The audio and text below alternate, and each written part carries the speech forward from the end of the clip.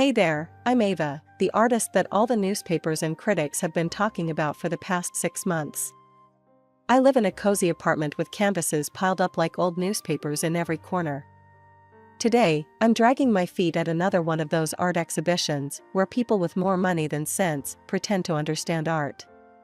But that's where the cash flows from, and I need that to keep doing what I love. I'm setting up my corner, hanging my pieces, when this guy walks in. Looks sharp, suit and all, and he's scanning the room like he's shopping for more than just art. I peg him for another rich snob at first. His eyes stop at my biggest piece, and there's a pause. Then he strolls over, all casual like he's walking into a friend's house uninvited. "That's quite a storm you've captured," he remarks, pointing at my painting of a tumultuous sea. "Yup, it's a mess all right," I reply, wiping my hands on my jeans. Not really in the mood to entertain. He chuckles, a deep sound that seems genuine. "I'm Ethan," he extends his hand, not a speck of pretension. That takes me off guard. "Ava," I shake his hand, firm and brief. Got tired of painting still lives and sunsets. Thought I'd throw some real life onto the canvas. "That's refreshing," he nods, glancing back at the painting. "It's raw, powerful." I'm about to thank him when he asks, "Got a minute to talk about your work? Maybe over coffee?" Coffee turns into sitting at this overpriced cafe across the street, Ethan sipping his fancy espresso while I stick to plain black coffee. He talks art like he knows it, really knows it. Turns out he owns a couple of galleries and isn't just some suit. "So, you make a living just throwing paint around?" he teases, eyebrow raised. "Beats wearing a tie," I shoot back, smiling despite myself. We talk about everything, art, music, crappy movies. He's easy to talk to, and I find myself opening up about my dream of making it big without selling out. He listens, really listens. "You're not like the usual artists I meet," he admits. "You're not all airs and graces. You're real, like your paintings." "Thanks, I guess," I say, still wary of compliments. Most guys don't look past the surface, you know? They see a girl who likes to paint, not someone trying to make something of herself. Well, I see someone talented. And it's not just about the art. It's about the artist. You've got something, Ava. Don't let anyone tell you different. The afternoon fades into evening, and I realize I've enjoyed myself. He walks me back to the exhibition, and before we part, he hands me his card. "Think about what I said, Ava. Maybe we can talk more, set up something for your work. No pressure, just think about it." "Yeah, maybe," I take the card, surprised at myself for even considering it. He gives me a small wave and heads back into the crowd, leaving me with a weird feeling in my gut. Like maybe, just maybe, this wasn't just another pointless chat. Life's funny, ain't it? One minute you're slinging paint on a canvas in some dingy studio, and the next, you're being whisked off your feet by a guy who actually gets you. That's been my ride with Ethan. A year of surprises, and not the bad kind. We found ourselves at this tiny Italian place he likes, tucked away in a side street where you'd miss it if you blinked. The kind of spot where the owner knows your name and the food tastes like an old family recipe. Ethan's all smiles tonight, more than usual, and I can't help but feel a buzz in the air. He's fidgeting, which ain't like him at all. I'm about to call him out when he clears his throat, all serious like he's about to deliver the evening news. "Ava, I've been thinking," he starts, and I brace myself. Thinking can lead anywhere with Ethan. "Yeah? About what?" I keep it cool, sipping my wine like it's just another Tuesday. "About us. About this thing we've got going." He pauses, searching my face for clues. I ain't giving anything away just yet. I lean in, eyebrows up. "And?" He takes a deep breath, and then he's down on one knee, right there between the antipasto and the cannoli. I almost spit my wine out. "Ava, will you marry me?" He's holding up this ring, simple but perfect, and for a hot second, I'm speechless. I blink, making sure I'm not 3 glasses deep into a wine dream. "Ethan, are you for real right now?" "As real as it gets." He's grinning, and damn, he looks hopeful. Hell, yes, I laugh, more out of shock than anything. Yeah, Ethan, I'll marry you. The whole restaurant's watching now, clapping, and the owner's bringing over another bottle of wine on the house. Ethan slides the ring on my finger, and it fits like it's always been there. We're laughing and kissing, and for once, I'm not thinking about tomorrow or the next day. Just here, now. He's all lit up, eyes shining. I wasn't sure what you'd say. Really? Come on, when have I ever managed to say no to you? I tease, but I'm riding the high, too. It's just, you're not the typical girl, Ava. You've got this fire, and I never wanted to be the guy to put that out. He's sincere, and it hits me hard, right in the feels. Ethan, you're about the only person who hasn't tried to. I admit, feeling that weird warm fuzz that comes with too much truth and just enough wine. We talk plans, dream big about what comes next. Maybe a small wedding, something low-key, but real nice. We're both grinning like idiots by the time we leave, the cool night air doing nothing to sober the buzz. The wedding was a blast, a real fairy tale kind of day. There I was, in a white dress that made me feel like I was floating on air.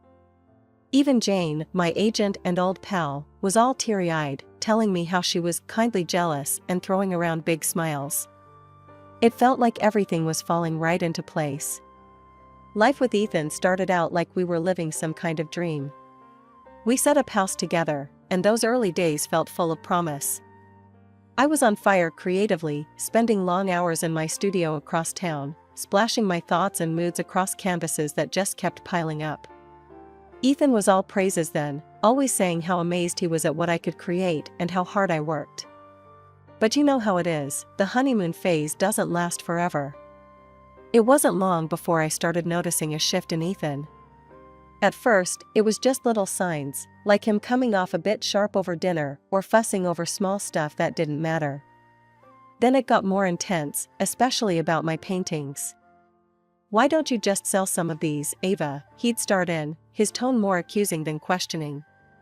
You've got dozens just gathering dust here. They're for the upcoming exhibition, Ethan, I'd explain, trying to keep my cool. It's important, you know this. It could really kick things up a notch for my career. But he wouldn't have it. Look, we could use the money, Ava. And honestly, how many more do you need to keep? Things got even more complicated when Jane started dropping by more often. I thought she'd have my back, but it turned out she was singing the same tune as Ethan. One afternoon, she came in laughing about something Ethan had said. He's right, you know. We could practically wallpaper our houses with all the paintings you refused to sell. Her words, meant as a joke, stung. I let it slide once, twice. But when it became their little running gag, I couldn't hold back any longer. One day, I pulled Jane aside after Ethan had cracked another one of those jokes at my expense, laughing like it was the funniest thing he'd ever heard. Jane, we need to talk, I said, my voice low but firm. I'm not okay with the jokes. And I'm not okay with you teaming up against me about my work. She looked taken aback, her face flushing with embarrassment or maybe guilt. Ava, I didn't realize it was bothering you that much. It is. And it stops now, or I'm finding a new agent, I said, not wanting to mince words. Ava, come on, you know I was just messing around. Jane tried to smooth things over, her usual confidence slipping. I'm sorry, really. It won't happen again. From then on, things were a bit tense. Ethan kept pushing, and Jane kept her distance, maybe out of guilt, maybe just laying low. I threw myself into my work even harder, partly because it was all I had left that felt right. I wasn't just creating art anymore, I was holding on to the only part of my life that still made sense. Suddenly the smell of paint and thinner, once my allies, had turned into my enemies. Just stepping into my studio made my stomach churn. At first, I chalked it up to stress or maybe a bug I caught, but when the morning started with me hugging the toilet, I knew it was more than just stress or bad takeout. So, I did the one thing that scared me more than a blank canvas, I bought a pregnancy test. Waiting for those lines to appear felt longer than waiting for paint to dry. And there it was, a positive. My heart was racing, a mix of fear and something like joy. I was going to be a mom. I couldn't wait to tell Ethan. I imagined him being thrilled, picturing us as one of those happy families in diaper commercials. But reality has a lousy way of knocking the wind out of you. I told him that evening, the positive test in my hand like some kind of peace offering. His face dropped, and not in a good way. "Ava, we can't do this right now. This is the worst timing," Ethan blurted out, his words like ice water down my back. "What do you mean, we can't do this?" "It's happening, Ethan. It's real," I said, my voice shaky. "We need to get rid of it. We're not ready to be parents." He was almost cold, detached. My heart felt like it was cracking right down the middle. "No, I can't do that. I won't," I said, finding strength I didn't know I had. "If you decide to keep it, don't expect anything from me." His words were a slap, harsh and stinging. I broke down after he left the room. I've never felt so alone. My whole life was about creating, and here I was, creating a life, and the man I loved was turning his back on it, and on me. I called Jane, hoping for some support, some understanding. But even she couldn't mask her hesitation. "Congrats, Ava, but are you sure about this? Maybe Ethan's right. This could really change things for you, for your art." She tiptoed around the edges of what she really wanted to say. "I didn't call to debate this, Jane. I thought you, of all people, would get it." I hung up, feeling the rift between us widen. With the studio now a no-go zone due to my sudden aversion to paint smells, I spent more time outside, walking in the park, trying to clear my head. The more I thought about it, the more I realized I was on my own in this. Ethan became more distant each day, obsessed only with my work, or the lack of it. "When is your exhibition? When are you going to start selling again?" he would ask, not even trying to hide his frustration. I'd snap back. "It's on hold, okay? Can't you see I'm dealing with a bit more than just paintings here?" But he didn't see. Or he didn't want to. Our conversations turned into arguments, quick and sharp like a brush flicking too much paint off its bristles. I was alone, truly alone, but also determined. I had a new life growing inside me, and like my paintings, I was going to see it through, no matter how tough the audience.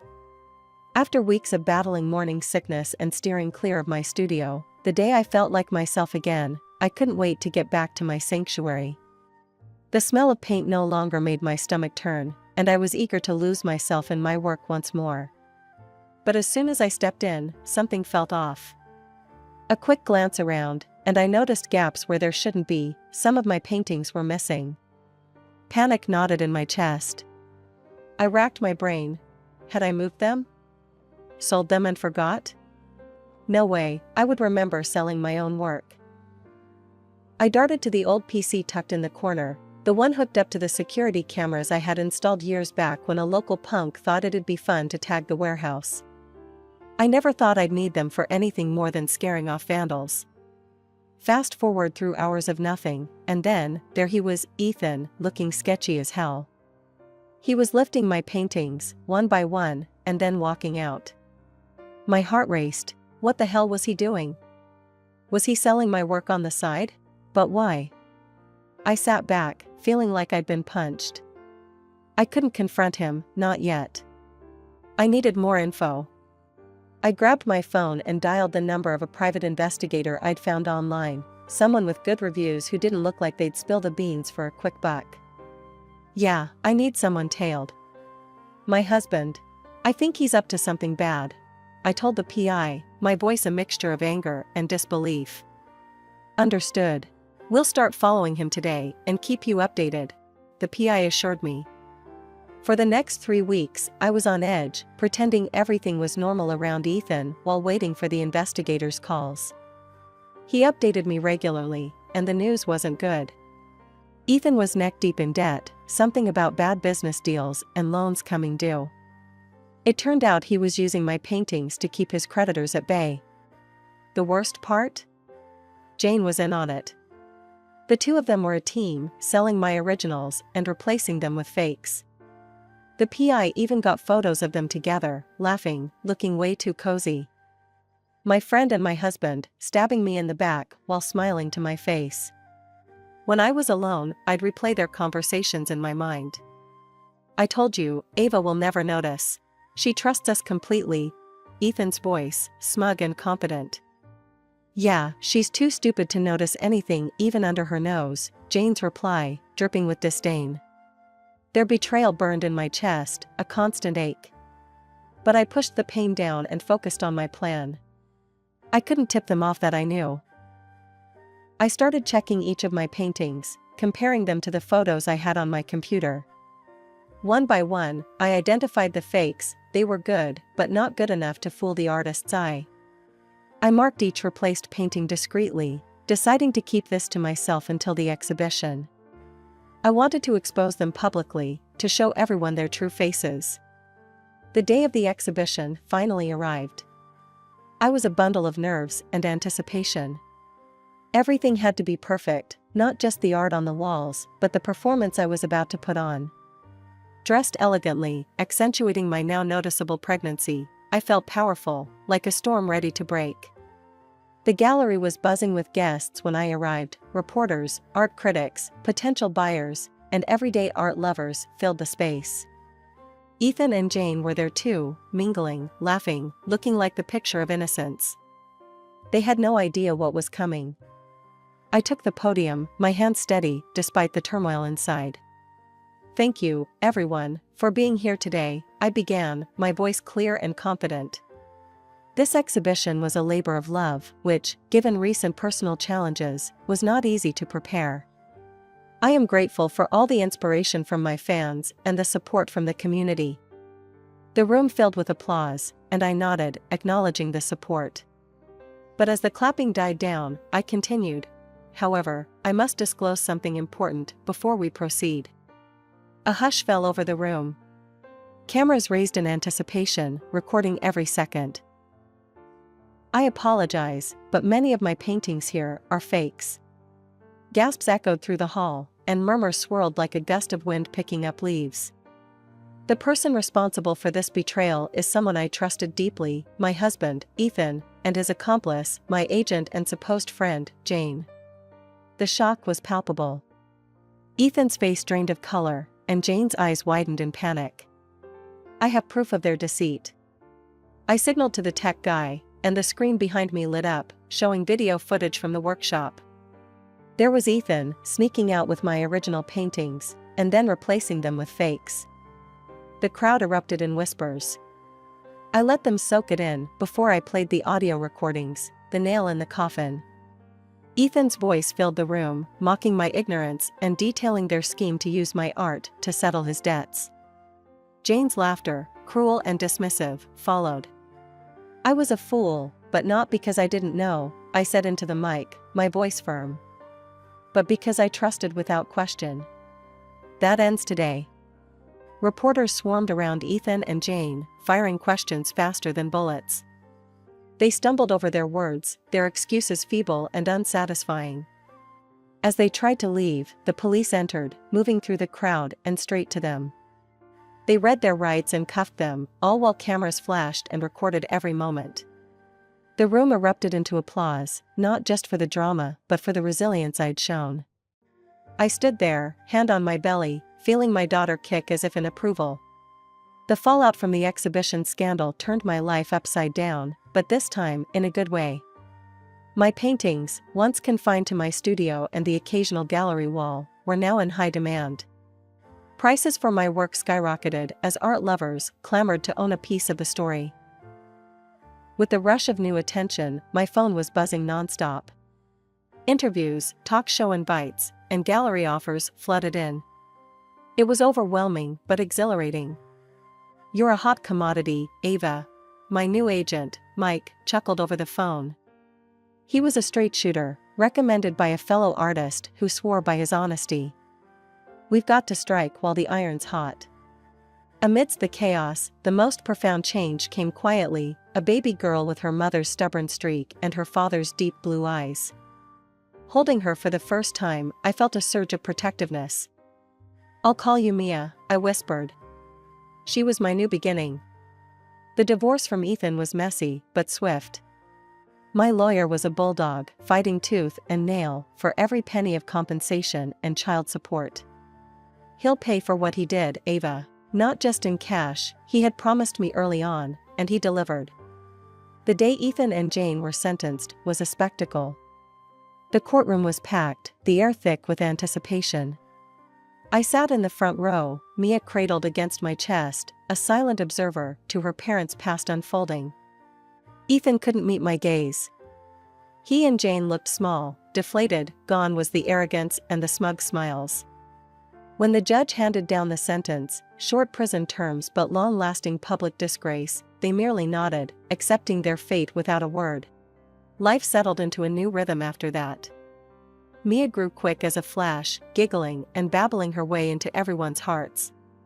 My studio became my sanctuary once again, only this time with a crib in the corner and baby toys scattered among paint tubes. Mike was a godsend, handling the business side with a deft touch that left me free to create. "You've got a gallery opening in New York next month," he informed me one afternoon as I dabbed at a canvas, Mia playing at my feet. "New York, huh? Sounds like a big deal," I mused, not pausing my brushstrokes. And so, with my past tucked away like the darker colors on my palette, I painted my future in bright, bold strokes. Mia's laughter filled the air, a sweeter melody than any acclaim or applause. It's been 3 years since the dust settled on the chaos that was my old life. 3 years, and I've carved out a space for myself and Mia that's about as peaceful as it gets. We're living in a cozy house with a sprawling backyard where Mia can run around and I can breathe easy. My art? It's taken off in ways I only dreamed of. Collaborating with galleries, my paintings fetching prices that make me do a double take, it's all still a bit surreal. I was in the middle of setting up a new canvas in the makeshift studio I rigged up in the garage when my phone buzzed. The screen flashed Ethan's name. Hesitating just a second, I answered, bracing myself. "Ava, it's Ethan. I've been thinking a lot since everything. I'm out now, and I want to apologize, Ava. Truly. And I was hoping." "You're hoping what, Ethan? Hoping I've forgotten everything? Hoping I'd just let you waltz back into our lives?" I cut him off, not needing to hear the rest. No, it's not like that. I don't expect anything, Ava. I want to see Mia. I want to be a part of her life. I'm her father." I sighed, a heavy, tired sound. "You lost the right to call yourself that when you decided your debts were more important than your family." "I know I messed up, I do. I've changed, Ava. I have," he pleaded, his voice cracking a bit. "Good for you, Ethan. Really. But Mia's doing just fine without you. We both are. You're not part of this life anymore." I wasn't just throwing words, I meant every one of them. Can I at least send her something? For her birthday or Christmas?" His voice was smaller now, almost lost. "You can send it to Mike, my agent. He'll make sure it's appropriate before it gets to her. That's the best I can offer you." Another pause, then a quiet, "Okay. Thank you, Ava. Goodbye, Ethan." I hung up before he could say anything else, my hand shaking just a bit as I put the phone down. Mia came barreling into the studio then, all giggles and energy, her hair a mess from playing outside. "Mommy, look what I made." She held up a drawing, a swirl of colors that only a child's mind could dream up. "It's beautiful, sweetheart," I said, pulling her into a hug, the earlier phone call already fading from my mind. "Absolutely beautiful." Life had a funny way of balancing out. For every bad memory, there was a moment like this, so full of joy and innocence it made everything else seem small. I was making art, raising my daughter, and living a life I had fought hard to reclaim. No, it wasn't always easy, but it was ours, and it was filled with more love and laughter than I ever thought possible. The galleries kept calling, Mia kept growing, and I kept painting, Our days a canvas that we filled together, bold and bright. Ethan was just a shadow, a part of a past chapter that was closed and done. As Mia tugged on my hand, pulling me back to her world of make-believe and masterpieces, I knew we were exactly where we needed to be. In a home filled with love, light, and the laughter of a little girl who knew she was the heart of her mother's universe.